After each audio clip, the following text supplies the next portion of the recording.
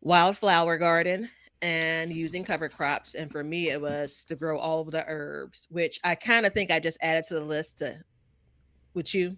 You Yeah. know, there was no delay. I just, self beeped there.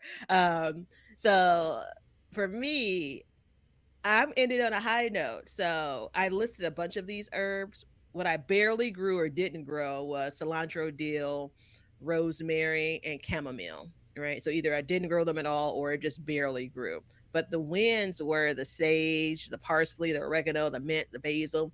I did that whole container garden bench along Oh, the bench. fence. I thought you Yes. said another B word. No, no, no, not this time. Batavia the builder built a bench. I say that 4 times real fast. And yeah, absolute win. Um, for time's sake, we won't talk about how much I use out of those versus, how much were just pretty. So I'll let you wrap up with wildflower garden and then cover crops, which I know you're dying to talk about. Yeah, so the wildflower garden, I made it. I planted it, and we had, albeit not a lot, we definitely had wildflowers growing in it.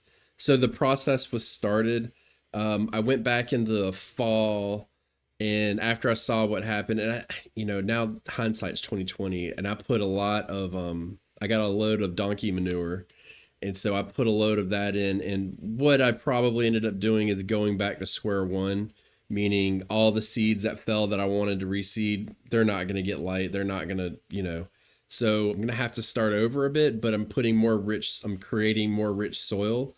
So it's a little bit hit or miss. So it was definitely, you know, I don't remember, and correct me, Batavia, if I'm wrong, but I don't think I said I need to have a thriving wildflower garden. I just said I was going to create, No, yeah. no, So, literally, that was like the sentence. yeah, And then you did talk a bit more about cover crops. yeah. And so I did that. And then cover crops actually was an overwhelming success. We did cover crops. So the bed that, and this will be in my rotation henceforth. I like using that word hence. It makes me feel like I'm smarter than I am. Mhm. We put yeah, really.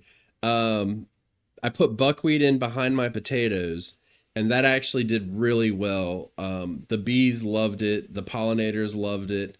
I did have a hiccup where I missed harvesting it before it reseeded. It didn't reseed real bad. We had a hurricane come, and it was like right in that window. I was trying to time it just right, and so I couldn't get out there. So we had that.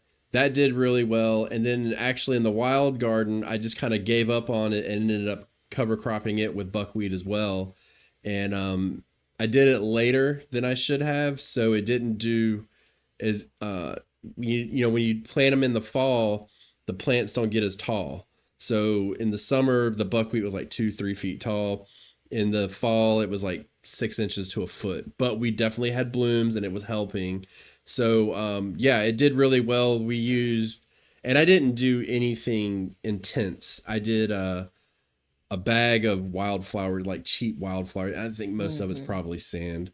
And then I threw a bag of zinnias out, and just was like, hey, if it's going to grow, grow. But I made this space specifically for it. So we're going to do that.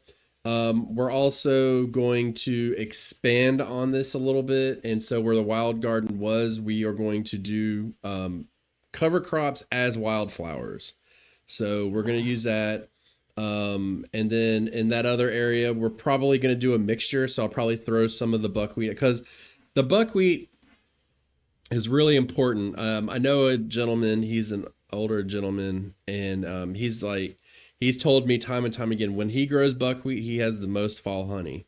So we're going to try and, you know, reproduce that and make it happen. So we're going to spread the love that way and just kind of build that area out appropriately. There's going to be a little bit of restructuring going on.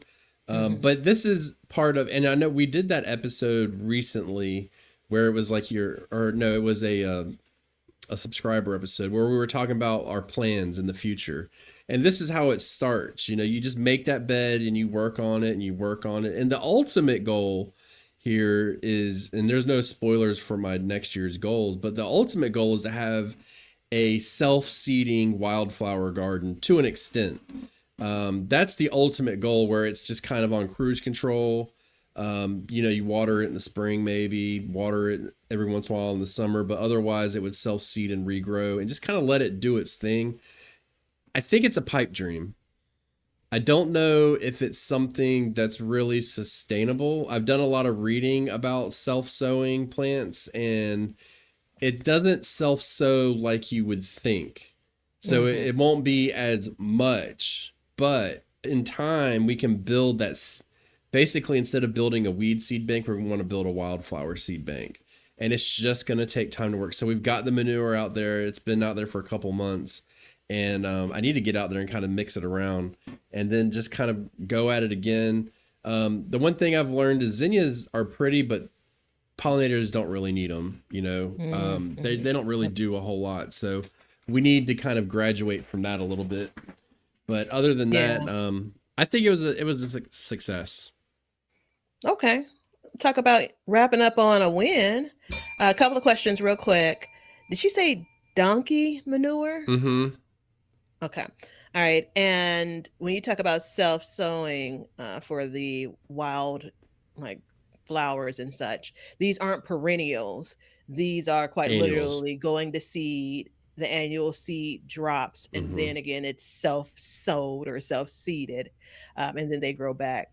I have every year deal that I don't plant. I grew it one year, and it starts in the spring, very early, excuse me, and cilantro as well, and then mustards as well. But they grow in a similar area, but they aren't necessarily growing in the same exact area. So I can see with, you know, different plants, vegetables or flowers kind of are different, but I could see how that could be trouble when it comes to the space and making sure those seeds actually come up in the place you want them to come up to. Yeah, well, and I think part of it too is just throwing that out the window and saying like, I don't care where it comes up. Mm-hmm. Unless, and this would be a really expensive way to do it, Yeah. unless I bought bags of certain seeds, you know, and I'm just going to throw names out there. Don't hold me to any of this, but like Cosmos or Mm-hmm. I don't know any other ones off the top of my head. But anyways, sunflowers, zinnias, and you seeded like big patches of them.